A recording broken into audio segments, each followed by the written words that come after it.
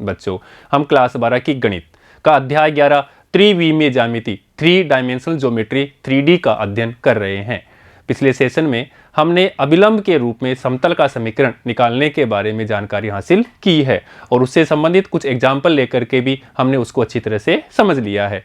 बच्चों, आज के इस सेशन में हम एक बिंदु और एक लंबवत सदिश से होकर जाने वाले समतल के बारे में जानकारी लेते हैं कि उसका समीकरण किस प्रकार होता है, उसकी आज अध्ययन करेंगे। और साथ में ही अपन 3 अलग अलग बिंदु अर्थात जो कि एक रेखा में न होकर के असंरेखीय हो, उस प्रकार से होकर जाने वाला एक समतल, उसकी भी अपन जानकारी लेते हैं। तो आइए बात करते हैं। देखिए, एक दिए गए सदिश के अनुलंब तथा दिए गए बिंदु से होकर जाने वाले समतल का समीकरण अपन निकालते हैं।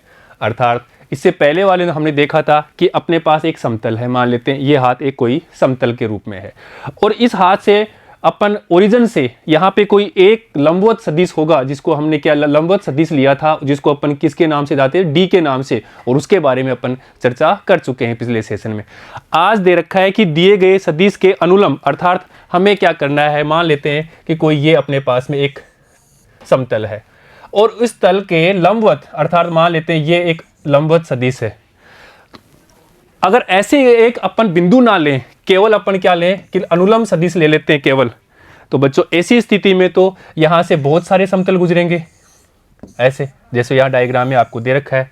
तो हमें क्या करना है, इसके लिए हमें एक बिंदु भी लेना है। जैसे हमने पहले एक रेखा का समीकरण निकाला था, जहां हमने देखा कि अंतरिक्ष में एक रेखा का समीकरण निकालना है, तो क्या बात की थी, एक बिंदु और एक समानांतर सदिश लिया था और उसके बाद में हमने एक समानांतर सदिश लिया था बी वेक्टर और एक बिंदु लिया था। तो इस बिंदु और यहाँ पे फिर हमने एक पी बिंदु लिया था, ये बिंदु हमने ए लिया था, ये समानांतर सदिश। तो यहाँ से हमने रेखा का समीकरण प्राप्त कर लिया था ए प्लस लैम्डा बी वेक्टर। अब यहाँ पे क्या है कि समतल का है, अगर यहाँ से अनुलंब सदिश लेते हैं अर्थात एक लंब सदिश लेते हैं तो बहुत सारे समतल गुजरते हैं। इसके लिए हमने क्या किया, इसको एक बिंदु से भी गुजारा, एक पर्टिकुलर एक बिंदु से भी गुजार दिया। तब क्या होता है कि वो केवल एक ही समतल गुजरेगा और उसका अपन समीकरण निकालते हैं। देखिएगा, तो मान लेते हैं ये अपने पास में 3D में अंतरिक्ष में जहां पे x, y और z तल है। अब हमने एक समतल लिया, हमने एक समतल ले लिया और इस समतल के ऊपर, इस समतल के लंबवत, ये है एक समतल के लंबवत सदिश, लंबवत सदिश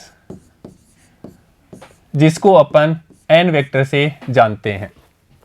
और बच्चों ये जो लंबवत सदिश है n वेक्टर, इसके जो दिक् अनुपात हैं वो अपन मान लेते हैं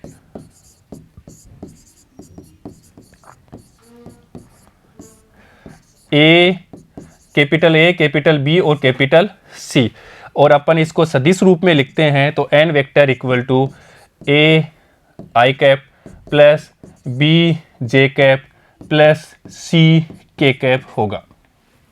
ये इस समतल के लंबवत है और समतल में हमने एक बिंदु लिया P, और वो बिंदु कैसा है, स्वेच्छ बिंदु, आर्बिट्री पॉइंट। ये बच्चों हमने एक बिंदु लिया समतल में कहीं पर भी बिंदु P, जिसके निर्देशांक है x y z, और O से इसको मिलाया तो ये OP सदिश बन गया, जिसको बोलते हैं स्थिति सदिश, पोजीशन वेक्टर, जिसके बारे में हम अच्छी तरह जानते हैं।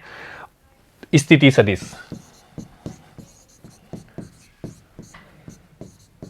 पोजीशन वेक्टर, वो हो गया अपना OP वेक्टर, जिसको अपन या तो R वेक्टर के नाम से भी जानते हैं, जिसके निर्देशांक है x y z। अगर इसको अपन वेक्टर फॉर्म में लिखें तो ये हो जाएगा x I cap plus y j cap plus z k cap. तो बच्चों ये अपना वेक्टर R हो गया, ये वाला। अब देखिएगा, अब हमें क्या करना है, इस समतल के ऊपर एक बिंदु और लेना है, जिसके सापेक्ष हमें क्या बनाना है, यहाँ पे समतल का समीकरण बनाना है। तो हमने एक बिंदु और लिया ये समतल के ऊपर, वो लिया x1 y1 z1। अब देखो ये बिंदु P भी समतल के ऊपर ही है और बिंदु A भी समतल के ऊपर ही है, तो हमने A बिंदु को भी इससे मूल बिंदु से मिलाया, अर्थात ये भी हो गया OA स्थिति सदिश। मूल बिंदु के सापेक्ष एक ही स्थिति, तो वो हो गया OA स्थिति सदिश।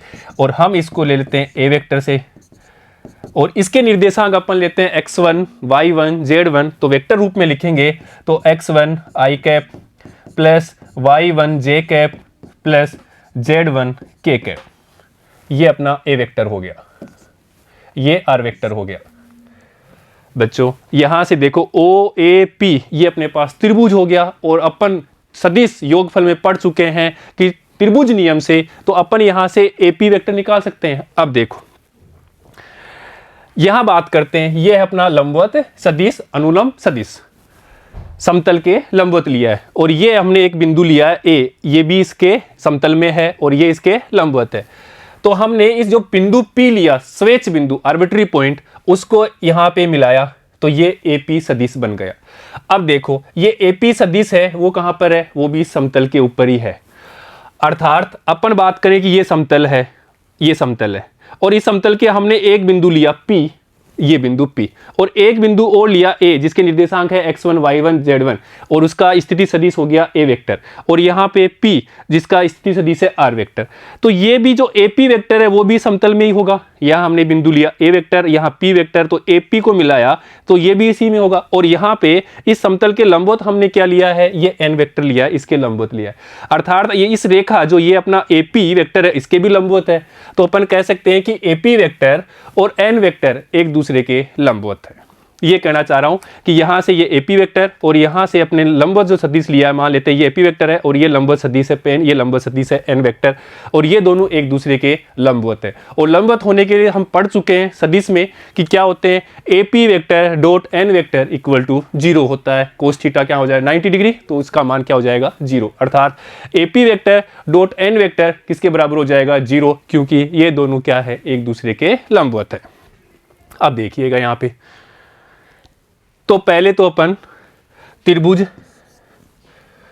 ओ पी और ये ए में, यहां पे अपन सदिश योगफल नियम लगाते हैं, सदिशों का योगफल, और वो अपन पढ़ चुके हैं। ये अपने पास मान लेते हैं त्रिभुज है, यहां पे अपने पास में O है मूल बिंदु, ये अपना P मान लेते हैं, P दिया हुआ है P, और ये है A। अब देखिएगा ये OA वेक्टर, इसका स्थिति सदिश है A वेक्टर, इसी प्रकार OP ये है R वेक्टर, और ये अपने पास में AP वेक्टर है AP वेक्टर। तो अपन इसकी सहायता से देखिएगा, कहाँ से, यहाँ से देखो आप, ये वेक्टर इधर इधर है तो किसके बराबर होगा, आर वेक्टर के बराबर होगा। तो इसलिए आर वेक्टर, या अपन इसको पहले ऐसे लिखें कि OP स्थिति सदिश इज इक्वल टू OA स्थिति सदिश प्लस AP स्थिति सदिश। इसको हमने आर वेक्टर के नाम से जाना है, इज इक्वल टू इसको हमने A वेक्टर के नाम से जाना है A स्थिति सदिश, और ये AP ऐसे कैसे।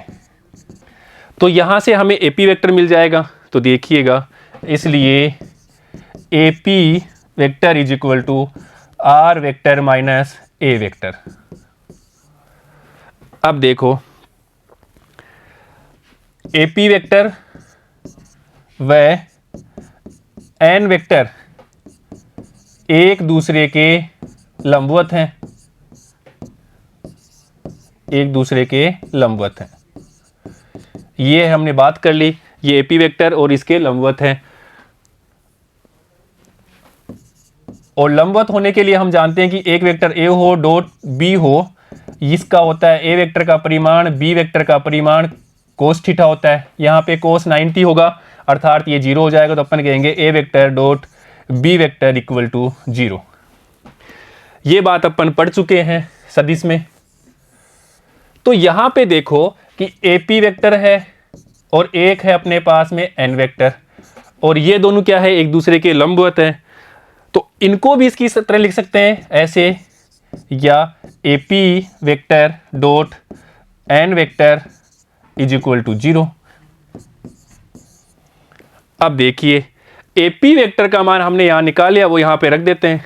तो देखिएगा, या अपन इसको लिख सकते हैं R स्थिति सदिश minus A vector dot N vector equal to 0। तो ये तो है हमारा सदिश रूप में समतल का समीकरण।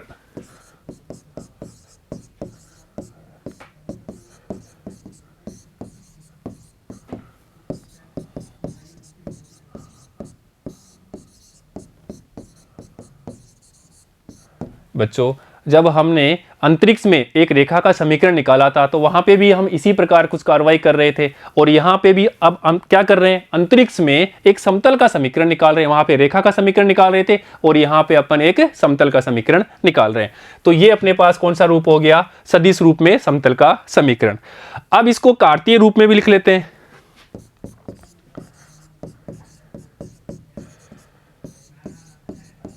कार्तीय रूप में समतल का समीकरण।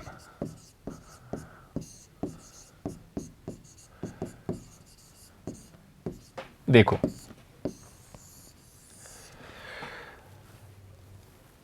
आर वेक्टर क्या था हमारे पास, अभी हमने बात की थी एक्स आई cap plus Y J cap plus Z K cap.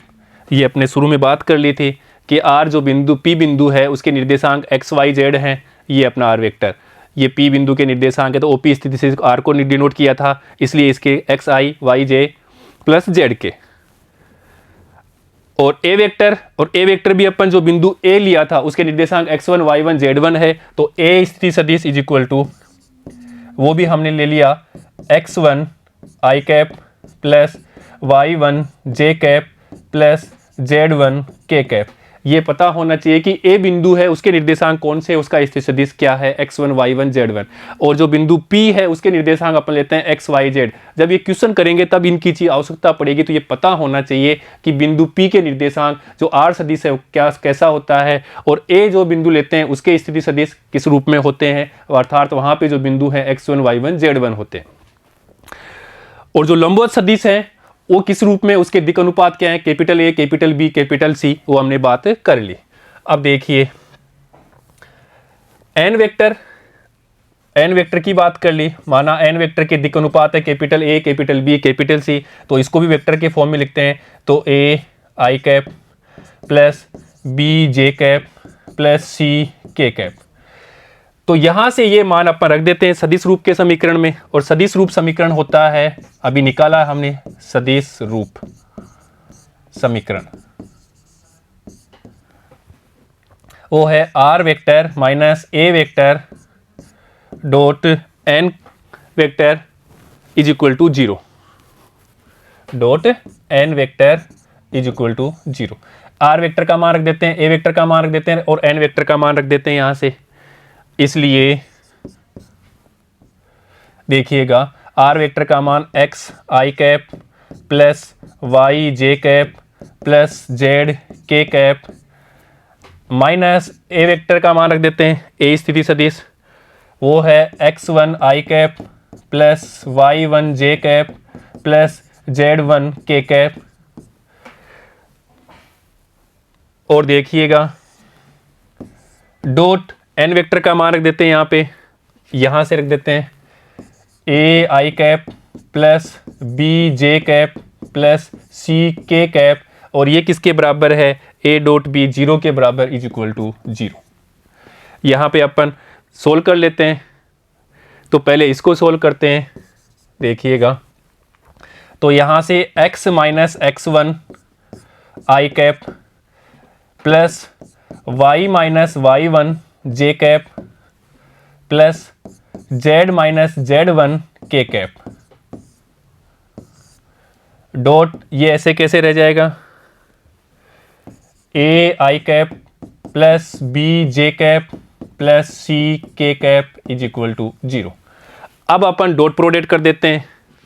देखिएगा तो यहाँ से आई डॉट आई 1 होता है हम जानते हैं, इसलिए ए एक्स माइनस x1 ऐसे ही प्लस आई डॉट के वो 0 होता है, उसकी लिखने की आवश्यकता नहीं है। तो जे डॉट जे वो 1 होता है, तो यहाँ से लिखेंगे y माइनस y1, या इसको पहले b लिख देते हैं, एक सिमिलरिटी हो जाएगी b y माइनस y1, और ऐसे ही plus c z minus z1 is equal to 0। ये है हमारा समतल का समीकरण कार्तीय रूप में।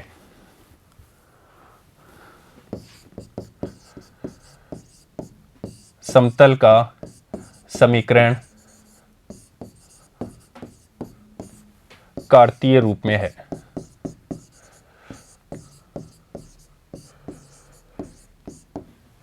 तो हमने इस प्रकार समतल का समीकरण जो एक बिंदु और एक अभिलंब अर्थात लंबवत सदिश से होकर गुजरता है, इस प्रकार का समतल का समीकरण जिसको हमने सदिश रूप में भी और दूसरा समतल का समीकरण कार्तीय रूप में भी निकाल लिया है। जैसे हमने पहले भी रेखा का समीकरण निकाला था तो वहां पे भी हमने सदिश रूप में भी और कार्तीय रूप में दोनों ने निकाला है। अब देखिएगा, अब इसको समझते हैं एक एग्जाम्पल से। देखिए,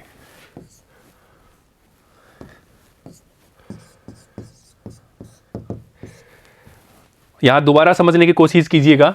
उस समतल का सदिश और कार्तीय रूप में समीकरण ज्ञात करना है जो बिंदु 5, 2, -4 से जाता है और 2, 3, -1 दिक् अनुपात वाली रेखा पर लंब है। तो बात यहां पे साफ लिखी हुई है, देखिएगा।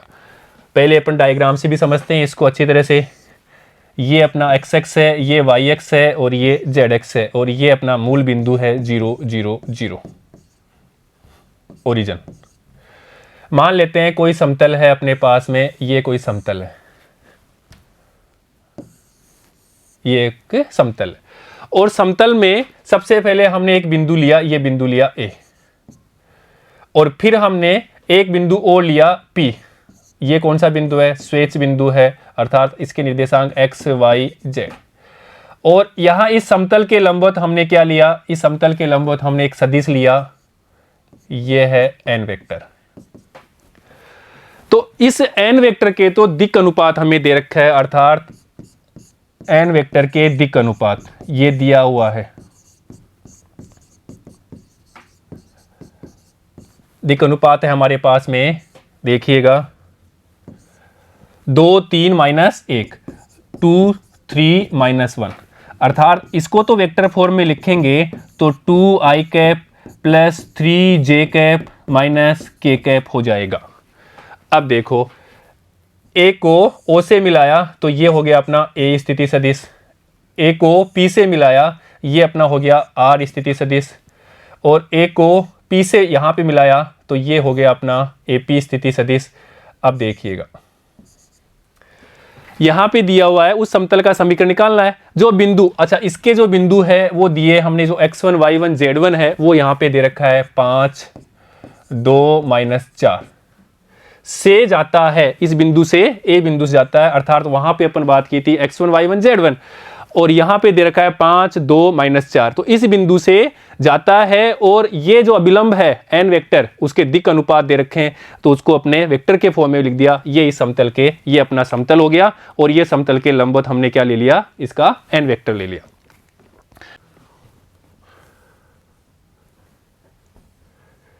हम जानते हैं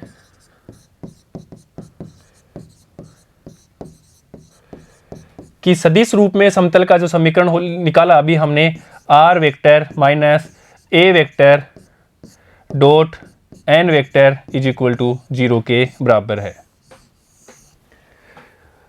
तो यहां से अपन a वेक्टर निकाल लेते हैं पहले। तो देखो यहां से अपन a वेक्टर भी निकाल लेते हैं।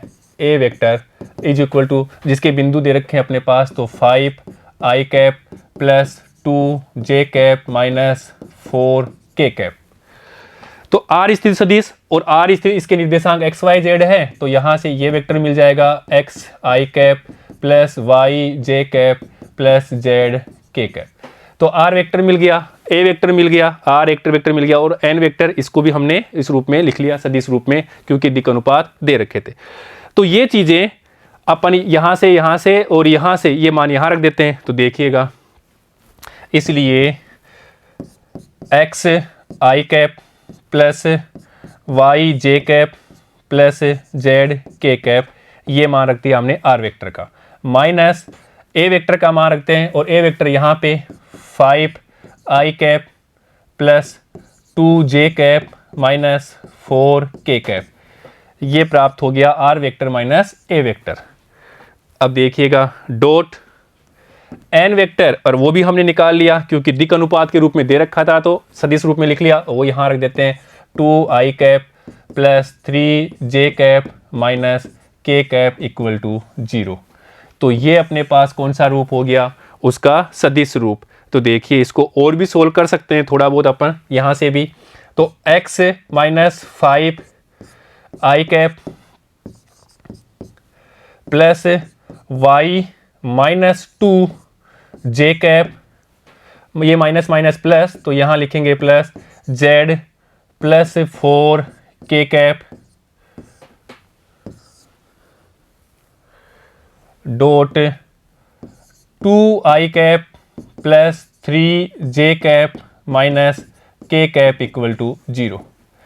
तो ये अपना कौन सा रूप हो गया, समतल का सदिश रूप। समतल का सदिश रूप में समीकरण। और इसको कार्तीय रूप में भी लिखना है तो देखिएगा, अब निकाल देते हैं इसका कार्तीय रूप।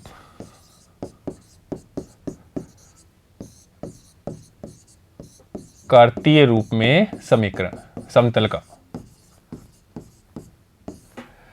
तो कार्तीय रूप के लिए यहां से देखो, देखिएगा डॉट प्रोडक्ट कर देते हैं यहां से, इसलिए x minus 5i cap plus y minus 2j cap plus z plus 4k cap dot 2i cap plus 3j cap minus k cap equal to 0। और ये अपन जानते हैं डॉट प्रोडक्ट करना, अर्थात या अपन इसको लिख सकते हैं x माइनस 5 और यहाँ से 2 हो जाएगा i डॉट i 1, ऐसे ही प्लस यहाँ से देखिएगा 3y प्लस 2। इसी प्रकार यहाँ पे देखो ये प्लस का, ये माइनस का, यहाँ तो सारे प्लस के थे, यहाँ माइनस का है, यहाँ प्लस का है, इसलिए यहाँ पे माइनस। और ये अपने पास आएगा z plus 4 is equal to 0। और भी अपन इसको सोल्व कर सकते हैं, ये भी और इसको और भी स्टेप में लिख सकते हैं, कैसे वो भी देखो। या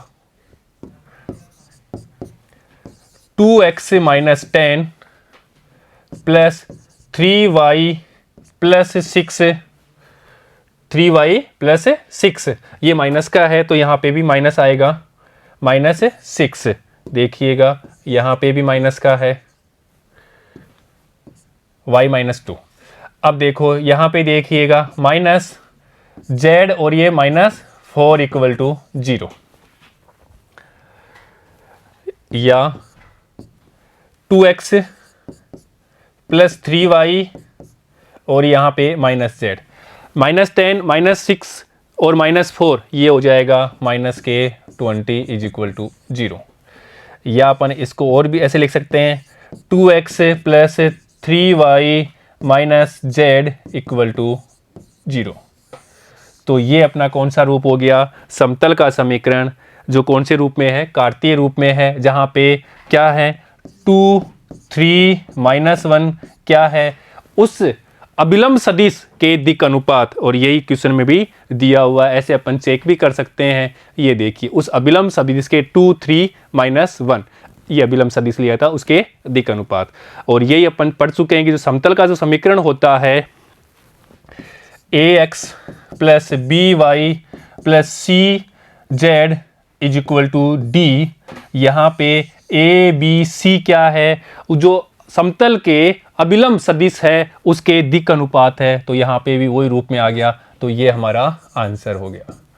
ठीक है बच्चों, तो ऐसे कॉन्सेप्ट क्लियर करके हमें इस क्वेश्चन को सोल्व करना है ताकि आगे कभी हमें कोई समस्या ना आए। ठीक है बच्चों, अब बात करते हैं कि अगर हम 3 अलग अलग बिंदु लेते हैं और उससे गुजरने वाला कोई समतल प्राप्त करते हैं, उसका समीकरण क्या होगा उसकी बात करते हैं।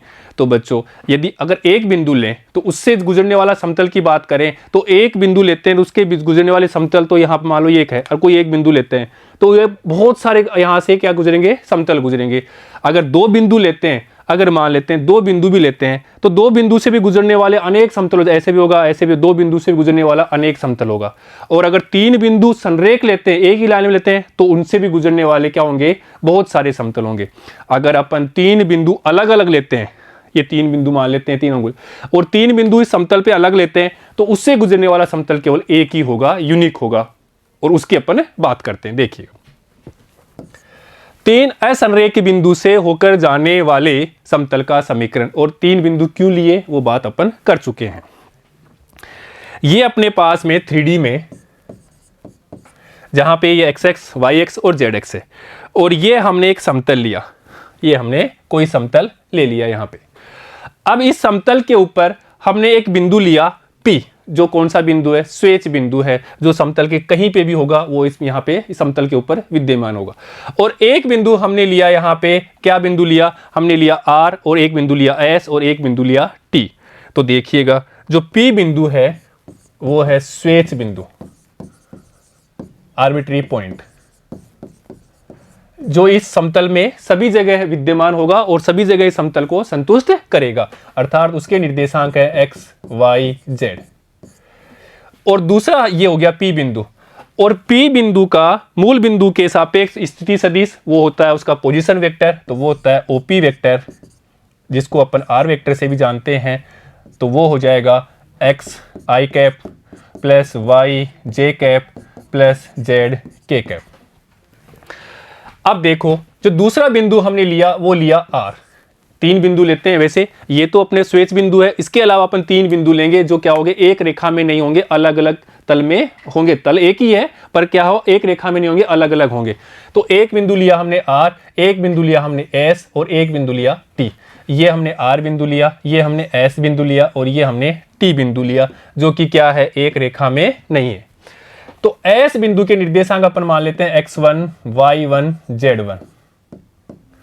इसी प्रकार S बिंदु के निर्देशांक अपन मानते हैं x2, y2, z2। और T जो तीसरा बिंदु है उसके निर्देशांक अपन मानते हैं x3, y3, z3। और बच्चों मूल बिंदु के सापेक्ष R की स्थिति, वो स्थिति वेक्टर होगा, को पोजीशन वेक्टर, वो होगा OR वेक्टर, जिसको अपन यहां बोलेंगे A वेक्टर। और उस वेक्टर फॉर्म में लिखेंगे तो x1 i cap plus y1 j cap plus z1 k cap होगा। इसी प्रकार OS स्थिति सदिश, उसको अपन B वेक्टर से जानेंगे। बच्चों एग्जाम में यहाँ पे जो क्वेश्चन सोल्व करेंगे तो इसको A वेक्टर, B वेक्टर और C वेक्टर भी बोलेंगे, तो ये इसलिए यहाँ पे कंफर्म करना जरूरी है कि A वेक्टर कौन सा है, R वेक्टर कौन सा है। A वेक्टर होगा जो पहला बिंदु होगा, दूसरा बिंदु होगा वो B वेक्टर, और तीसरा जो बिंदु होगा वहां से अपन स्थिति सदिश लेंगे वो होगा C वेक्टर, जिसको अपन क्या देते हैं, position vector, A vector, B vector और C वेक्टर। तो इसको अपन लिख सकते हैं x2 i cap plus y2 j cap plus z2 k cap. इसी प्रकार OT स्थिति सदिश इज इक्वल टू, इसको अपन C वेक्टर देंगे नाम, is equal to x3 i cap plus y3 j cap plus z3 k cap. तो ये तो हमने प्राप्त कर लिए इनके पोजीशन वेक्टर। तो यहां पे निर्देशांक लिख दिए हमने, R के निर्देशांक, S के निर्देशांक और T के निर्देशांक और P के निर्देशांक भी यहां लिख दिए, और ये लिख दिया R vector, A vector, B vector और C वेक्टर। अब देखिए, अब हमें क्या करना है कि हम वहां पे क्या किया था, लंबवत सदिश लिया था, यहाँ पे लंबवत सदिश नहीं है। तो लंबवत सदिश के लिए अपन क्या करें, ये अपने पास में है R P वेक्टर है, A वेक्टर हो गया, R वेक्टर हो गया, S B हो गया और C हो गया। तो हम R P वेक्टर के एक लंबवत सदिश ले लें, तो आप डॉट प्रोडक्ट करेंगे तो वो किसके बराबर, A vector dot B vector के रूप में वो 0 के बराबर आ जाएगा, तो हमें उसका समीकरण मिल जाएगा। तो उसके लिए अपन क्या करते हैं, ये दो बिंदु देते हैं, दो बिंदु दिया हमने R S T, तो एक तो R S और R T ये वेक्टर बनाते हैं। एक अपन बात करेंगे R S वेक्टर और एक R T वेक्टर।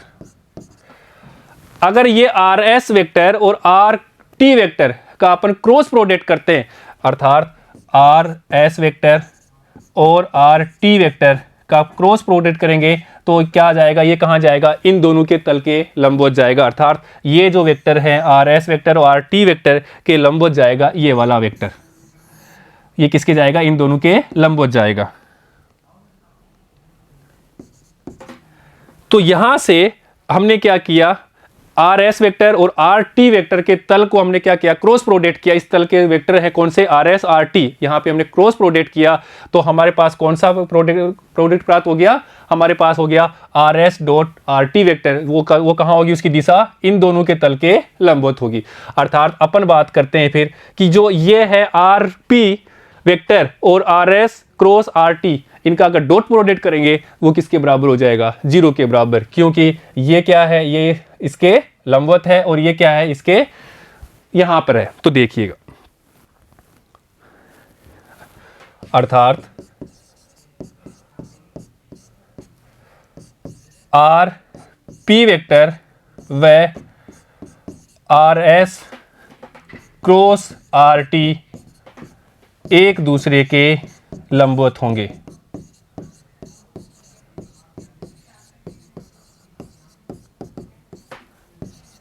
और ये क्यों होंगे वो हमने समझ लिया। आरपी जो वेक्टर है वो तो क्या होगा, इस समतल के ऊपर ही होगा। क्यों होगा, क्योंकि P बिंदु भी समतल पे है और जो बिंदु हमने R लिया है वो भी समतल है, इसलिए आर पी वेक्टर भी समतल पे होगा। और जो हमने ये लिया R S cross R T vector, वो कहाँ, इस समतल के लंबवत। अर्थात ये वेक्टर और ये आर पी वेक्टर एक दूसरे के लंबवत होगा। यही अपन भी बात यहाँ पे की है। तो इसको अपन लिख सकते हैं, इसलिए R P vector dot R S vector cross R T vector is equal to 0। ये क्यों किया हमने, दो सदिश हैं ए वेक्टर और बी वेक्टर, उनका क्या होता है, ए वेक्टर का परिमाण बी वेक्टर का परिमाण कोस थीटा 90 होगा तो 0 के बराबर हो जाएगा। अर्थात A vector dot B vector 0 के बराबर है। तो अपने पास ए वेक्टर ये है, एक वेक्टर ये है, इनका डॉट प्रोडक्ट किसके बराबर हो गया, 0 के बराबर हो गया। अब हम आरपी वेक्टर का मान निकाल लेते हैं, आरपी वेक्टर का मान। और उसके लिए अपन अभी बात कर चुके हैं त्रिभुज नियम, सदिशों का योगफल। तो यहां पे देखो डायग्राम में, यहां पे देखिए, ये अपने पास में त्रिभुज है ओ आर पी। तो यहां से इसकी डायरेक्शन इधर है, इसकी डायरेक्शन इसके, और ये इसकी डायरेक्शन विपरीत है। अर्थात A vector plus R P vector is equal to R vector के बराबर होगा। तो इसके लिए अपन यहां से कर सकते हैं कि R vector is equal to A vector plus R P vector, ये बराबर होगा, ये त्रिभुज नियम से हम पढ़ चुके हैं। यहाँ पे यही बात दे रखी है, देखो ये अपने पास में एक वेक्टर है, कौन सा, ए वेक्टर, और ये वेक्टर मान लेते हैं अपने पास में आर पी वेक्टर, और यहाँ के बाद में ये वेक्टर है, कौन सा है, ये है आर वेक्टर। तो इसकी डायरेक्शन इधर है, इसकी डायरेक्शन इधर है, और इसकी डायरेक्शन यहाँ से विपरीत है। तो इसलिए अपन इसके साथ से लिख सकते हैं ये वेक्टर प्लस ये वेक्टर इसके बराबर होगा। अर्थात R vector is equal to A vector plus R P vector, और यही चीज अपने यहां पे लिखी है। तो यहां से R P vector is equal to R vector minus A vector के बराबर होगा। इसको देते हैं समीकरण 1, इसको देते हैं इक्वेशन 2। ऐसे ही हमें आर एस वेक्टर का मान भी चाहिए, ये मान हमने निकाल लिया यहां से। ऐसे ही हमें अब आर एस वेक्टर चाहिए, और आर एस वेक्टर के लिए फिर हमें डायग्राम को देखना है और त्रिभुज नियम योगफल देखेंगे। यहाँ पे देखिए, ये अपने पास में आर एस वेक्टर निकालना है, आपकी बार आर एस वेक्टर। उसके लिए अपन क्या करते हैं, यहाँ से देखो ये ए वेक्टर और ये अपना बी वेक्टर, और ये इसकी निकालनी है। अर्थात इस बार इसको आप ऐसे समझिएगा,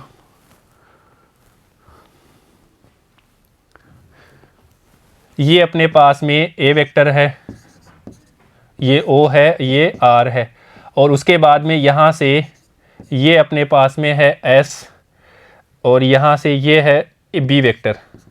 तो बी वेक्टर की डायरेक्शन इधर है, इसकी डायरेक्शन अप है, तो ये वेक्टर किसके बराबर होगा, बी वेक्टर के बराबर होगा। ये वेक्टर किसके बराबर होगा, बी वेक्टर के बराबर।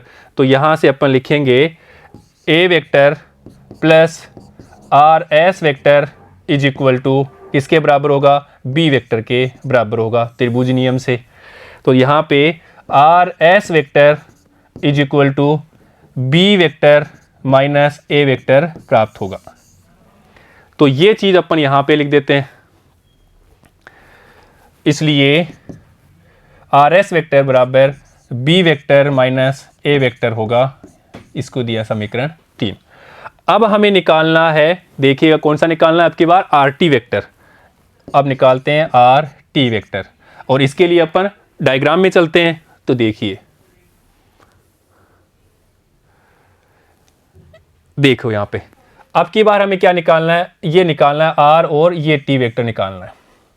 तो यहाँ से यहाँ पे देखो, इस डायग्राम में, इस त्रिभुज में ओ आर टी में, त्रिभुज ओ आर टी में, तो यहाँ पे देखो ये डायरेक्शन है इसकी ओ से आर की।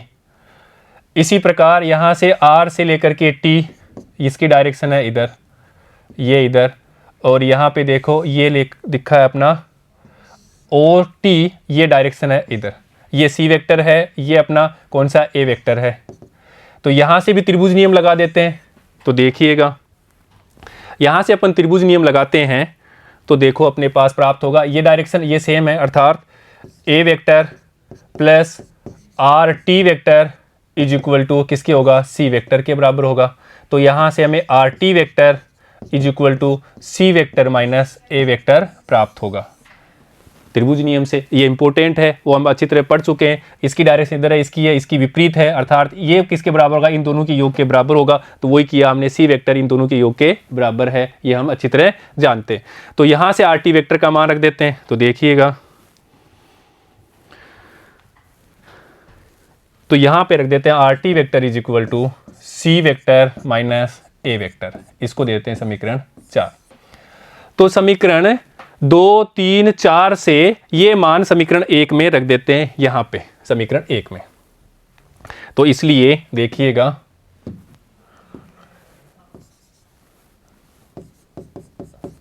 इसलिए समीकरण 1, 2, 3 व 4 से, और ये मान समीकरण 1 में रखेंगे, सारे मान 2, 3, 4 से सारे मान समीकरण 1 में रखेंगे।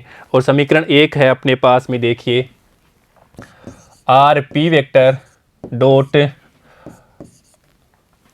Are S vector cross R T vector is equal to 0। तो आर पी वेक्टर का मान रख देते हैं यहाँ से समीकरण 2 से R vector minus A vector, तो R vector minus A vector dot R S vector का मान रख देते हैं समीकरण 3 से B vector minus A vector, B vector minus A vector cross R T vector का मान समीकरण 4 से C vector minus A vector, C vector स्थिति सदिश माइनस ए स्थिति सदिश इज इक्वल टू 0। तो ये हो गया हमारा 3 रेखाओं, 3 बिंदु से होकर जाने वाला समतल का समीकरण सदिश रूप में। 3 अलग अलग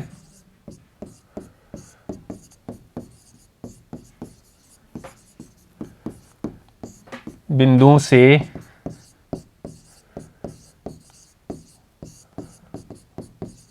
होकर जाने वाला समतल का समीकरण सदिश रूप में है ये।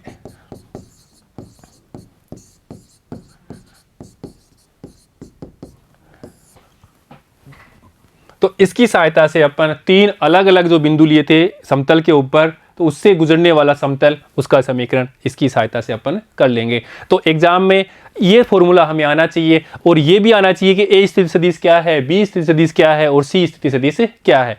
अब इसको लिखते हैं अपन कार्तीय फॉर्म में। देखिएगा,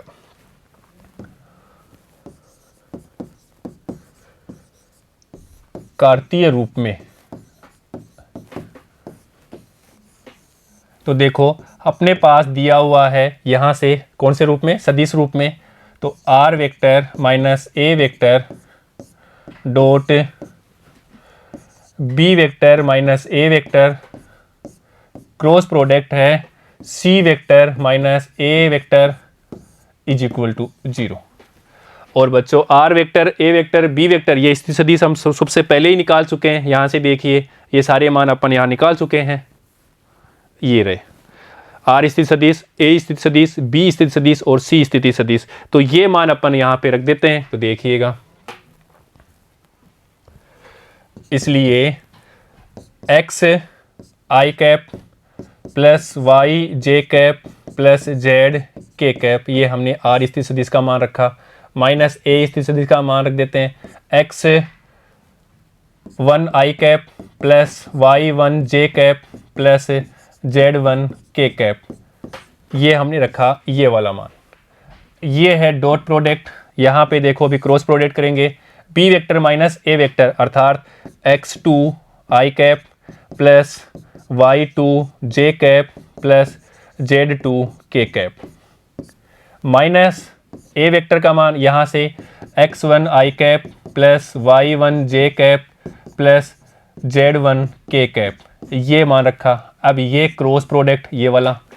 अब रखते हैं अपन सी वेक्टर का मान स्थिति सदिश, तो एक्स थ्री आई कैप प्लस वाई थ्री जे कैप प्लस जेड थ्री के कैप, ये बिंदु हमने माने थे ए बी सी स्थिति सदिश, कहाँ से, जो आर एस टी उसके मान।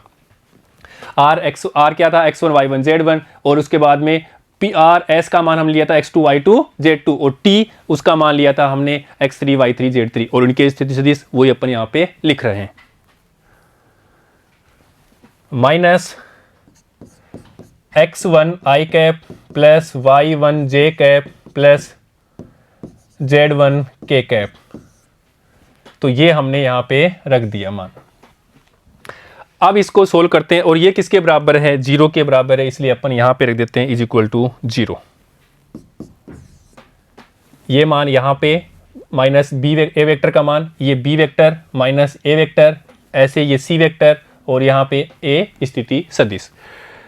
अब इसको अपन सोल्व करते हैं, तो देखिएगा पहले इसको सोल्व करेंगे, तो x minus X one I cap plus y minus Y one J cap plus z minus Z one K cap, इसको सोल्व कर लिया हमने। अब देखो यहाँ पे डॉट, ये वाला डॉट प्रोडक्ट है, इसको करते हैं पहले सोल्व। तो x2 minus X one, X two minus X one I cap plus Y two minus Y one J cap plus Z2 minus Z1 K cap, इन दोनों को सोल्व किया है यहाँ पे हमने। क्रॉस प्रोडक्ट, तो इसको ऐसे कैसे रख देते हैं, क्रॉस प्रोडक्ट, ये क्रॉस प्रोडक्ट। अब इसको सोल्व करते हैं, तो देखिएगा यहाँ से x3 minus X one I cap plus Y three minus Y one J cap plus Z3 minus Z1 K cap. और बच्चों ये चीज़ अपन पढ़ चुके हैं, देखिएगा कई बार इसको अपन अध्ययन कर चुके हैं। A vector dot B vector cross C vector is equal to 0 हो, जहाँ पे ए वेक्टर मान लेते हैं कोई भी था x1 I cap plus y1 J cap plus z1 K cap. इसी प्रकार बी वेक्टर अपन मानते हैं x2 आई कैप प्लस y2 जे कैप प्लस z2 के कैप। इसी प्रकार सी वेक्टर को भी अपन मान लेते हैं, C vector is equal to x3 I cap plus y3 J cap plus z3 K cap. तो पहले तो इन दोनों का हमें क्या करना है, क्रॉस प्रोडक्ट करना है, और क्रॉस प्रोडक्ट कैसे करना है वो अपन जानते हैं। क्रॉस प्रोडक्ट होता है B vector cross C vector is equal to I J K, यहाँ से अपने पास में x2 y2 z2 और फिर x3 y3 z3, इसका अपन करेंगे सोल्व। तो अपने पास यहाँ से प्राप्त होता है I cap y2 minus y2 z3 minus z2 y3 minus K cap J cap के लिए x2 z3 minus x3 z2 plus K cap K cap के लिए इसको छोड़ना है, तो देखिए x2 y3 minus x3 y2, ये प्राप्त हो गया अपने क्या, b vector cross c vector. अब ये जो मान आएगा इसको अपन डॉट प्रोडक्ट करेंगे किससे, a वेक्टर से, a वेक्टर डॉट प्रोडक्ट करना इसके साथ में ये वाली वैल्यू, तो इसको अपन सोल्व करते हैं तो ये भी वही रूप आता है, a vector dot b vector cross c vector, जिसको हम बहुत अच्छी बार कई बार पढ़ चुके हैं। इसको अपन लिख सकते हैं x1 y1 z1 x2 y2 z2 x3 y3 z3। जो यहाँ पे करेंगे वही यहाँ पे आएगा, इसलिए यहाँ से अपने पास में x1 इसको छोड़ना है तो y2 z3 minus z2 y3, यही प्राप्त हो रहा है। इसको डॉट प्रोडक्ट किससे किया था, x1 से करेंगे तो वही आएगा। यहाँ पे देखो ऐसे ही यहाँ पे माइनस y1 और y1 के लिए ये छोड़ना है x2 z3 minus x3 z2 plus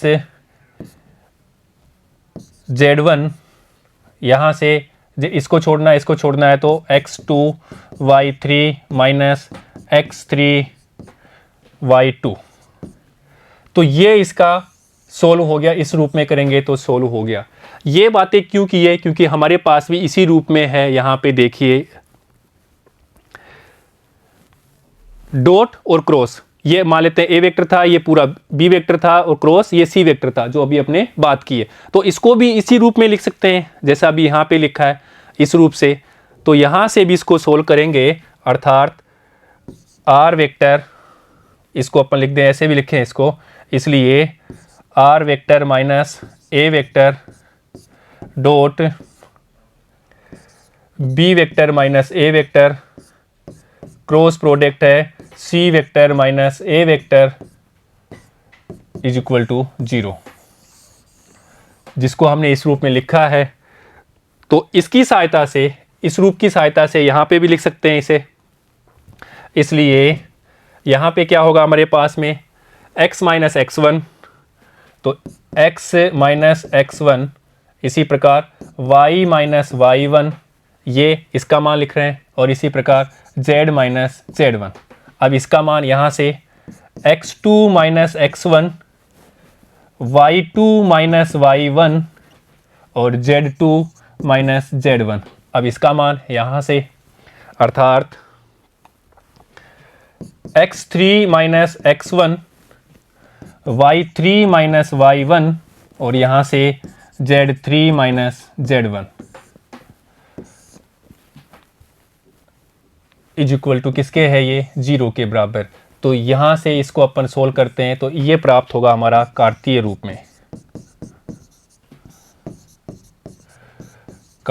में समीकरण।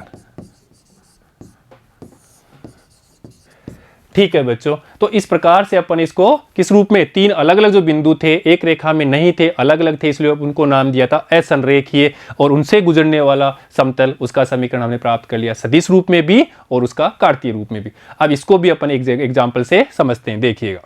अब देखो यहाँ पे पहली बात दे रखा है कि अगर ये एक ही रेखा में होते, अर्थात आर एस टी क्या होते, संरेख होते, एक ही रेखा में होते, तब यहां से इससे गुजरने वाले बिंदु समतल जो थे, अनेक समतल गुजरते। ये अपन शुरू में बात कर चुके, कितने समतल गुजरते, अनेक समतल। इसलिए हमने क्या किया, ये जो बिंदु थे P, यहाँ पे R लिया था, फिर यहाँ पे हमने S लिया था और यहाँ पे हमने T लिया था, जिनको अलग अलग लिया था, असंरेख लिया था।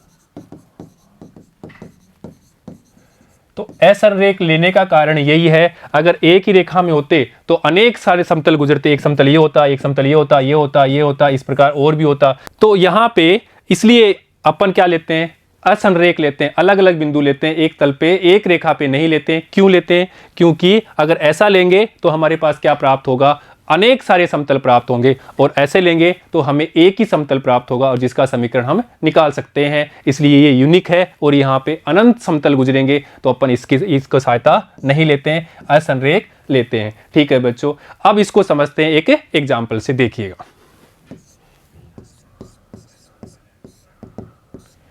बिंदु आर एस टी, तो यहाँ पे दिया हुआ है साफ साफ। तो पहले इसको अच्छी तरह से एग्जाम लेके डायग्राम से लेके समझते हैं, बहुत अच्छी तरह समझ लीजिएगा। ये एक्स एक्स है, ये वाई एक्स है और ये अपना जेड एक्स है। ये ओरिजिन है जिसके कोऑर्डिनेट है 0 0 0। ये मान लेते हैं अपने पास में कोई समतल है और इस समतल पे हमने 3 बिंदु लिए। यहाँ पे लिया हमने R, यहाँ पे हमने लिया S और यहाँ पे हमने ले लिया कोई तीसरा बिंदु T। इस बिंदु के निर्देशांक जो x1 y1 z1, तो यहाँ दे रखा है 2 5 -3।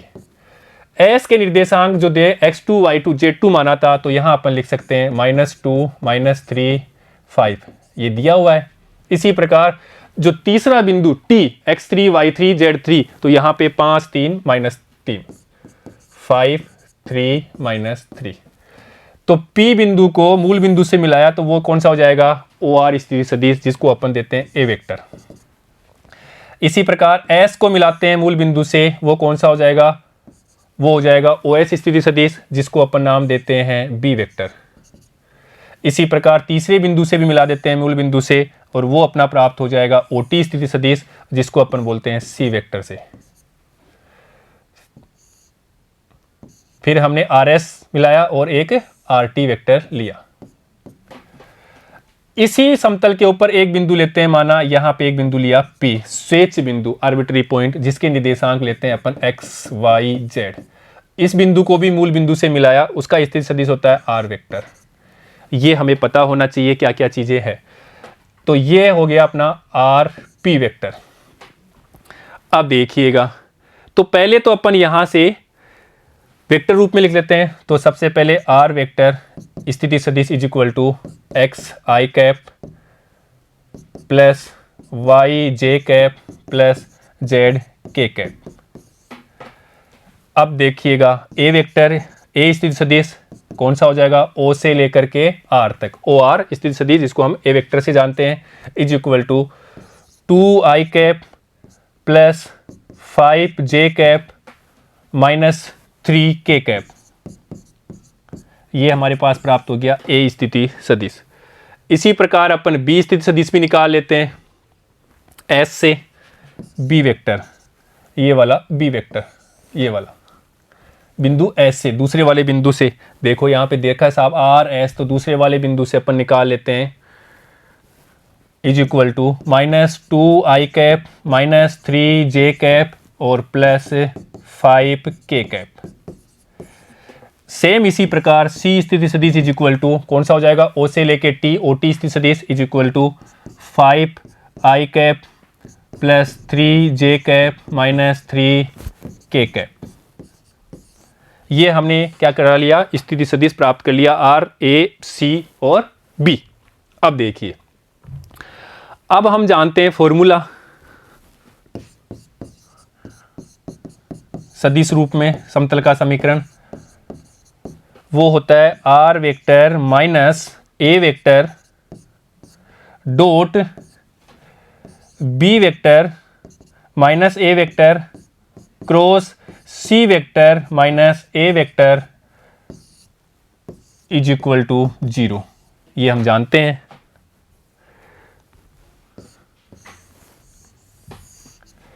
तो बच्चों देखिए, R vector, A vector, B वे माइनस A और C माइनस A ये यहाँ पे रख देते हैं। इसलिए चाहे तो B माइनस A यहाँ से कर लेंगे सीधा, ऐसे ही C माइनस A यहाँ से भी कर लेंगे और सीधा अपन मान रख देते हैं। इसलिए R vector x i cap plus y j cap plus z k cap minus A vector का मान देखिए, A वेक्टर कहाँ से अपने पास में, यहाँ से, तो यहाँ लिखेंगे 2i cap plus 5j cap minus 3k cap. ये अपने पास कौन सा हो गया, R vector minus A vector dot, ये dot B vector minus A vector. तो अपन यहाँ से निकाल लेते सीधा B vector minus A vector, minus 2i और यहाँ से माइनस हो जाएगा तो माइनस 4j। तो मैं यहाँ लिख देता हूँ माइनस 4i कैप। ये माइनस और ये माइनस ये करेंगे तो ये माइनस है, यहाँ माइनस लग गया तो माइनस माइनस 4j। ये माइनस ये, तो यहाँ पे देखो माइनस, ये माइनस है, ये माइनस हो जाएगा तो माइनस 8j कैप। ये माइनस ये, तो ये माइनस यहाँ पे प्लस हो जाएगा, ये है, ये माइनस माइनस प्लस का हो गया, तो यहाँ लिखेंगे प्लस 8 के कैप। ये अपने पास कौन सा हो गया, ये वाला। इसी प्रकार से ये क्रॉस प्रोडक्ट, अब देखो c माइनस ए अर्थात c माइनस ए, तो 5 माइनस 2i, तो यहाँ से अपन लिखेंगे 5 माइनस 2i, तो यहाँ पे 3i कैप। 3 माइनस 2, तो यहाँ से 3 माइनस 5 है तो कितना आएगा, माइनस के 2j कैप। यहाँ पे देखो माइनस 3 है और यहाँ पे ये माइनस ही है तो ये प्लस का हो जाएगा, तो यहाँ पे लिखेंगे 0 के कैप।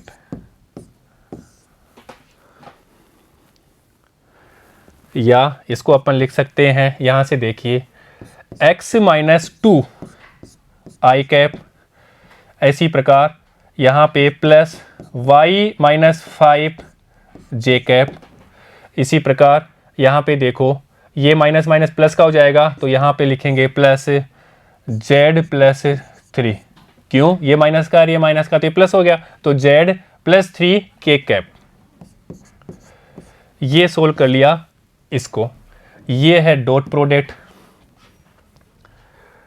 अब यहाँ पे अपन क्या करेंगे, सोल्व करना नहीं है क्योंकि सदिश रूप में लिखा है, तो इसको आगे ऐसे कैसे लिखना है, माइनस 4i कैप माइनस 8 जे कैप प्लस 8 के कैप, क्रॉस प्रोडक्ट है 3i cap minus 2 J cap plus 0 के कैप। तो ये अपना है समतल का सदिश रूप समीकरण, सदिश रूप में समीकरण। अभी यहां पे केवल हमें इस क्वेश्चन में सदिश रूप में ही पूछा है, सदिश रूप में। अपन इसको कार्तीय रूप में भी बना सकते हैं, देखिएगा इसको अपन कार्तीय रूप में भी यहां से लिख सकते हैं, तो यहां से अपन इसको कार्तीय रूप में भी लिख सकते हैं। देखो उसको भी सोल्व कर लेते हैं एक बार।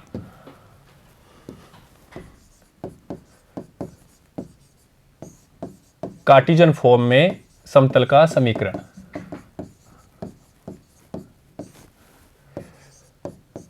जो क्वेश्चन हमें दे रखा है उसको अपन सोल्व कर रहे हैं। तो यहां पे हमने सदिश रूप में लिख लिया। अब इसको हमें सोल्व करना है सारणी की सहायता से, जो अपनी बात कर चुके हैं यहां से। तो x minus 2 y minus 5 is equal to x minus 2 y minus 5 z plus 3। अब ये हो गया मान इसका, यहां से अपने पास था r vector minus a vector का।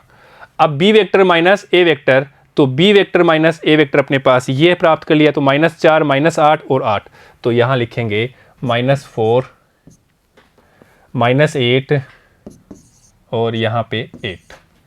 इसी प्रकार से c vector minus a vector, और ये अपने यहां से प्राप्त कर लिया c vector minus a vector 3 -2 और 0, तो यहां पे लिखेंगे 3 -2 0। और इसको अपन सोल्व करेंगे तो हमारा क्या रूप में हो जाएगा, कार्तीय रूप में मिल जाएगा, और ये किसके बराबर है, 0 के।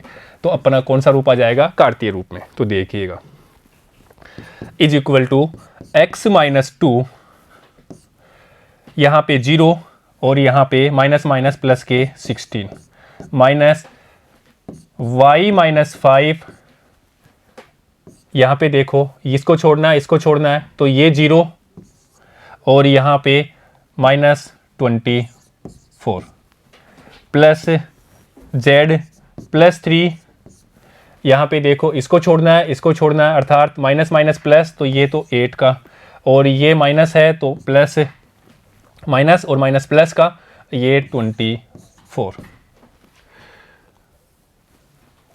इज इक्वल टू, यहाँ पे देखिए 16x माइनस 2, यहाँ पे माइनस 20, ये माइनस और ये माइनस, तो plus 24 y minus 5, minus minus plus का हो गया, और ये y माइनस 5, ऐसे कैसे, और इसको सोल्व करते हैं। यहाँ पे प्लस, यहाँ पे देखो 30 और ये अपने पास 32 z प्लस 3, और ये किसके बराबर है, ये 0 के बराबर चल रहा है, इज इक्वल टू 0, यहाँ पे भी और यहाँ पे भी 0। तो ये कौन सा रूप हो गया, अपना कार्तीय रूप में हो गया।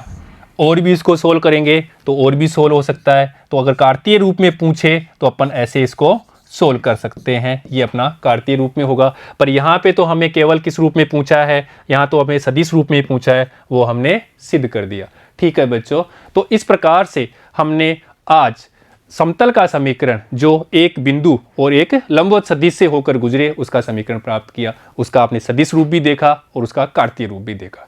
फिर हमने 3 अलग अलग बिंदु लिए समतल के ऊपर, उसका हमने समीकरण प्राप्त किया और उसका हमने सदिश रूप भी देखा और उसका हमने कार्तीय रूप भी देखा और इनको एग्जाम्पल से हमने समझा है। ठीक है बच्चों, नेक्स्ट सेशन में हम अंतःखंड रूप में समतल का समीकरण निकालना सीखेंगे। ठीक है बच्चों, धन्यवाद।